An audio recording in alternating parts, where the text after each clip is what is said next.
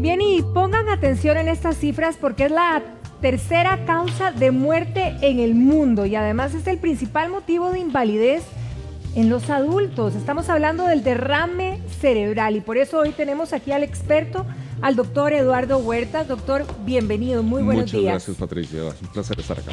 Doctor, cuando hablamos de derrame cerebral, ¿pudieran haber algunas señales que nos puedan ayudar a detectar que eventualmente podemos estar en un evento de estos? Que estamos en un evento sin duda. Muchos de ellos, si tenemos debilidad, hormigueo, parálisis de medio cuerpo, un brazo, una pierna, si tenemos dificultad para articular palabras, para hablar, si tenemos un campo visual, parte de nuestra visión está afectada y tenemos una zona que se pierde, esos podrían ser síntomas y signos de un derrame cerebral y hay que moverse. Tenemos minutos y hay que buscar asistencia médica. Eso es lo que le iba a preguntar. ¿Qué tan determinante es la atención inmediata en una crisis como esta? Importantísima, es extremadamente importante porque el cerebro tiene una muy pobre capacidad de tolerar un evento vascular, de tolerar falta de oxigenación. Entonces es crítico de que recibamos atención médica tan pronto como sea posible. ¿Perdemos el conocimiento ante un derrame? No necesariamente, no necesariamente. Es más, los pacientes que pierden la conciencia y que están en medio de un evento vascular con pérdida de conciencia tienen una alta probabilidad de no salir adelante y de fallecer. Híjole, ahora, cuando hablamos de un infarto cerebral, ¿habría alguna diferencia con una hemorragia cerebral? Los ticos le decimos derrame a ambos eventos, pero los derrames se pueden dividir en dos tipos. Uno, de infarto cerebral trombótico que se ocluye la arteria y otro donde la arteria más bien se rompe y sangra. Ambos los conocemos como derrames, pero son diferentes y son de diferente manejo, sin duda. Ahora, entre los tratamientos que hay, ¿verdad? Y las cosas que vienen en el día a día novedosas y que ayudan cada vez más, ¿cuáles son los que ayudan a disminuir, digamos, un efecto y una consecuencia de los diferentes tipos de derrames? Depende. Si estamos lidiando con un derrame de tipo hemorrágico o si estamos lidiando con uno de tipo trombótico o oclusivo. Si tenemos uno oclusivo, si tenemos una arteria tapada, pues se podría eventualmente destapar esa arteria por un abordaje endovascular o incluso por cirugía hacer un bypass arterial para lograr crear un paso alterno a la zona que está ocluida. Como podemos ver, por ejemplo, en esta imagen, si se tapa la arteria, esta zona del cerebro se va a quedar sin circulación apropiada. Pero a veces podemos hacer bypass, es decir, poner una arteria en lugar del sitio ocluido para que esta zona vuelva a recuperar circulación. La región primordial que sufrió casi nunca la podemos recuperar, pero las otras zonas que están isquémicas, que les falta sangre, pues mejorarían. Claro. También aquí en esta imagen estamos viendo cómo se puede colocar un catéter y se puede hacer una liberación o una remoción de esa oclusión por medio de técnicas endovasculares. Todo depende de cada situación. Esto no es para todo el mundo, pero cada situación debe ser evaluada para ver con qué estamos lidiando. Ahora, doctor, me gustaría insistir en el momento, ¿verdad? En el momento, digamos, del derrame, si eventualmente puedo discernir, reconocer si estoy acompañado de alguna persona. ¿Hay algo que pueda hacer? ¿Hay algo que pueda hacer de manera inmediata yo ante una persona que esté en una crisis de estas? Llevarla a un hospital. ¿Solo eso? Solo eso, realmente. No hay nada que pueda hacer médicamente. No es una buena idea tratar de manejar un derrame en la casa. No es una buena idea. Estamos hablando de la estructura del organismo más importante, más compleja y más difícil. Y si pudiéramos ver esta imagen, estas son las arterias cerebrales y este es el complejo vascular simplificado. Aquí está simplificado para poder analizarlo. Pero si vemos, tenemos arterias que surgen por el cuello, que suben por delante y por detrás, se unen entre sí, hacen un montón de combinaciones porque el cerebro consume el 20% del oxígeno que respiramos y solo pesa el 3% del cuerpo. Pero consume el 20%. Entonces sus exigencias metabólicas son enormes y sus exigencias de oxigenación son enormes. ¿En qué casos se recomienda la cirugía, doctor?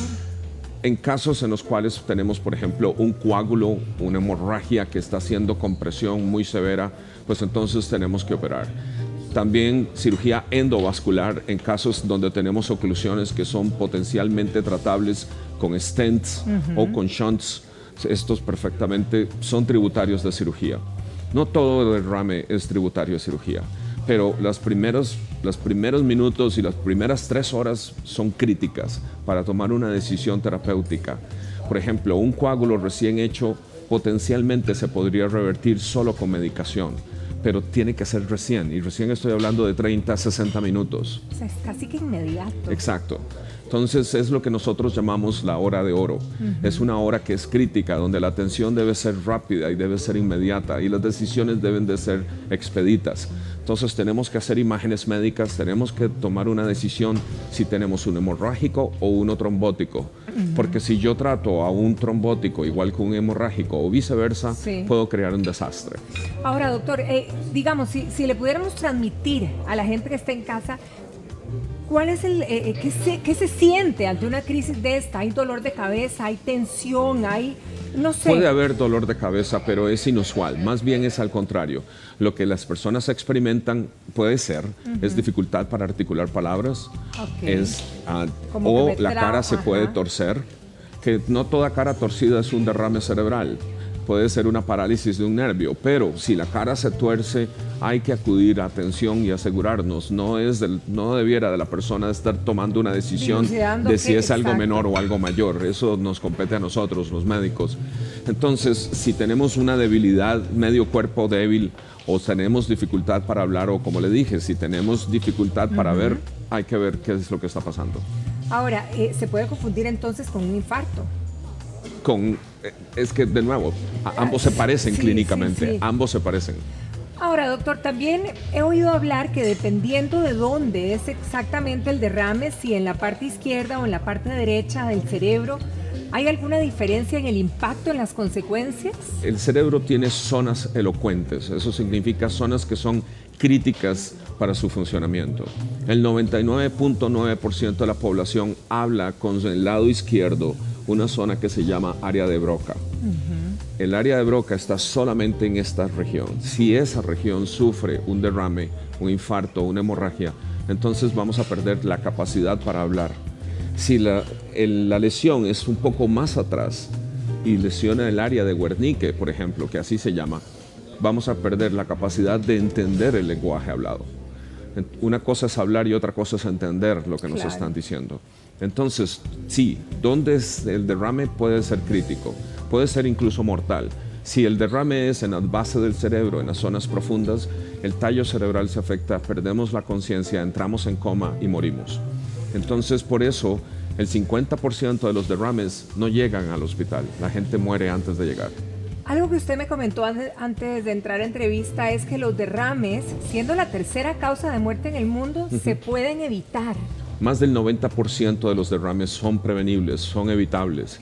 Y es triste, pero no lo estamos haciendo. Estamos haciendo todo lo contrario. Estamos cultivando derrames, estamos poniendo un terreno fértil para derrames por nuestra conducta y nuestro comportamiento. ¿Qué es lo que hay que evitar principalmente, doctor? Fundamentalmente, hay que reconocer que la hipertensión es conocida como el asesino silencioso. Entonces, todo adulto debiera periódicamente, dentro de su chequeo anual, tomarse la presión arterial. Es básico, es crítico. Primero, reconocer hipertensión arterial, porque hipertensión arterial está relacionado a 20 a 25% de los derrames y está muy relacionado con los derrames fatales. Luego, tenemos que comer sano, tenemos que comer mejor y evitar, los hombres, esa cintura que es tan tóxica y las mujeres esas caderas que son tan tóxicas. Los hombres acumulamos grasa tóxica literalmente en la cintura y las mujeres en las caderas. Y esto es directamente proporcional al riesgo tanto de enfermedad cardiovascular como de enfermedad cerebrovascular. Y debemos verdaderamente poner atención a estos aspectos. Tercero, muy importante, no fumen. El fumado está directamente relacionado con derrames cerebrales, microinfartos cerebrales e infartos cerebrales múltiples. Y un estilo de vida un poco más saludable reduciría la tasa de derrames significativamente. Por lo menos un 90% de ellos son prevenibles, son evitables antes de que ocurran. pero es una cosa de un estilo de vida a largo plazo. Claro, claro. Ahora, las omegas, doctor, ¿tienen alguna relación en cuanto a nuestra alimentación o consumo para evitar? Por supuesto. Y esto yo lo digo hasta el cansancio. El mejor suplemento que podemos tomar para tener una alimentación apropiada para nuestro cerebro es omega 3. Tenemos que la dieta debe ser alta en omega 3. Y si no lo es alta, como es típico del costarricense que no lo es, debiéramos de suplementar con omega 3. Omega 3 es un aceite esencial, fundamental, ayuda al funcionamiento cerebral y ayuda a una circulación cardiovascular y cerebrovascular muchísimo mejor, mucho más sana. Ahora, doctor, una persona que ya sufrió de un derrame cerebral, ¿verdad? ¿Cuál podría ser el ABC, digamos, posterior en su vida para controlar, ¿verdad?, todo lo que se refiere a las secuelas? Y no sé si eventualmente una persona que ha sufrido un derrame es candidata a otro.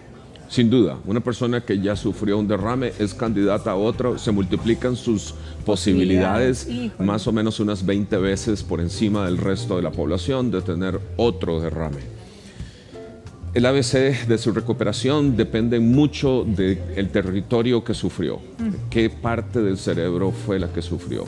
Puede quedar con secuelas invalidantes, desastrosas, como puede tener secuelas mínimas, apenas perceptibles. Entonces, pero ¿cómo evitar un segundo derrame? Pues caramba, dentro de lo que tenemos que hacer es chequeo médico regular, presión arterial bien controlada, adecuadamente controlada, asegurarnos que no tenemos azúcar en la sangre y que si tenemos diabetes efectivamente tratarla, y hacer un poco de actividad física diaria, además de una dieta sana, alta en lípidos saludables, bajo en azúcares, que nosotros los ticos comemos mucho azúcar y eso debiera de bajar. Eso sería casi que el ABC para tratar de evitar una lesión mayor y un segundo cuadro. Claro. Ahora, doctor, una pregunta reiterativa es de la gente, ¿es posible revertir las secuelas? Hasta cierto punto. El área inicial donde hubo el derrame, donde tuvimos ya sea una oclusión o un sangrado, no se puede revertir. Ya el cerebro se murió, ese fragmento se murió, y en cuestión de segundos hubo una pérdida que no va a ser reversible. El área alrededor es el área gris. El área gris es potencialmente reversible y depende mucho de la atención muy aguda y muy temprana, muy rápida. Si la atención fue temprana, fue rápida y fue efectiva, las posibilidades de que esa área retome sus funciones son mucho mayores. Doctor Huertas, ha sido un placer como siempre tenerlo en nuestra casa y queda clarísimo, ¿verdad? Muchas gracias. Trabajar para evitar, hay que tratar de prevenir y eso es la ciencia, de verdad. Muchísimas gracias. Muchas gracias a usted, muy amable, igualmente. Bueno, nosotros continuamos.